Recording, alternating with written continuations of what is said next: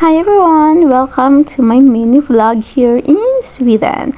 So today, ganap natin sa buhay is pupunta tayo sa city, which is maglalaro tayo ng bowling. So naglalakad kami niyan papuntang Star Bowling gamit lang yung Google Map kasi first time din namin na pumunta doon. So I'm with my friend here in Sweden. So ayan, nakarating na din kami. So we registered and then ayun, nakabayad na. And then we change our shoes sa sapatos na allowed lang sa bowling. And then it's my first time to play with this kind of sports. I tried this in the Philippines once, twice, but here the real one. So ayan, ang dami niyan. So hindi ko talaga alam kung ano yung dapat or technique paano matera lahat o matumba lahat ng mga bote. So ayan, so try and try lang kasi 1 hour lang yung allowed sa amin yung time that day. So ayan, sobrang tawa ko niya at saka ang bigat ng bola. Pero makakapili ka naman din ng mga light lang. So ayan, so ang naalala ko nasa 80 plus yung points ko and then yung kasama ko nasa mga 90 plus. So ayan, so ang daming mga bata dyan. So yan, makikita mo na sobrang saya ko. It's my first time to play bowling here outside in the Philippines, in Sweden. So with Andrea, my friend. So sobrang saya ng araw na yan. So, nag-pay kami 300 kroner if I'm not mistaken. Saka yung 300 kroner, divide namin yun naming dalawa. So, nakasave kami. So, that's it. So, try lang try. Ayan. Oh, ayun pala guys. So, nakalimutan ko. 60 points lang pala yung akin at saka 80 points yung sa kaibigan ko. And then, sobrang baba ng score ko yan. So, nakakahiya. So, after that, pumunta kami sa taas ng building and then what we saw is like mayroon siyang mga bar, billiard, and then that, ganyan na laro. Ewan ko kung anong tawag dyan. Pero, hindi kami nagstay dyan. Lumabas na din kami. And after that, pumunta kami sa my park dun sa city kasi nga pa-summer na and then yung mga puno dito is nagbo-bloom na yung mga flower, yung mga dahon nila. So sobrang ganda and then like that nagti-TikTok kami. Nakakahiya but yung mga tao kasi dito is wala silang pakialam kung ano yung mga ginagawa mo.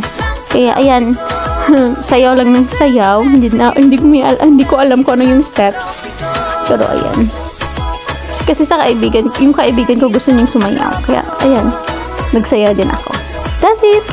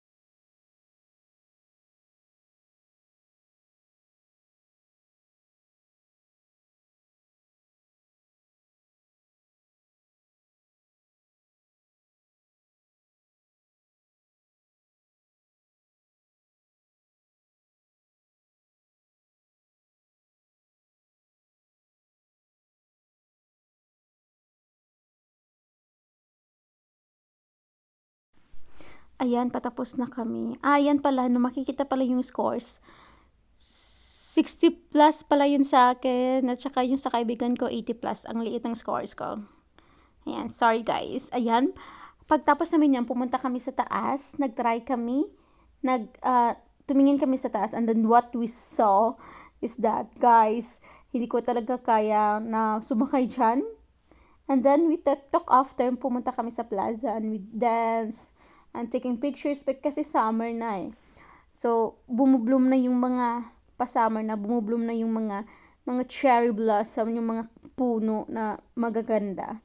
So, ayan. Nakakahiya. Sobra. Ang daming tao niyan sa plaza, sa may park. And then, ang nakakaganda lang dito is yung mga tao, hindi sila nangengialam. Like, tumitingin lang sila, ngumingiti. Dahil nga, di ba, sumasayaw kami, nagsasayaw na parang ewan. And then, like that. So, sobrang happy lang kasi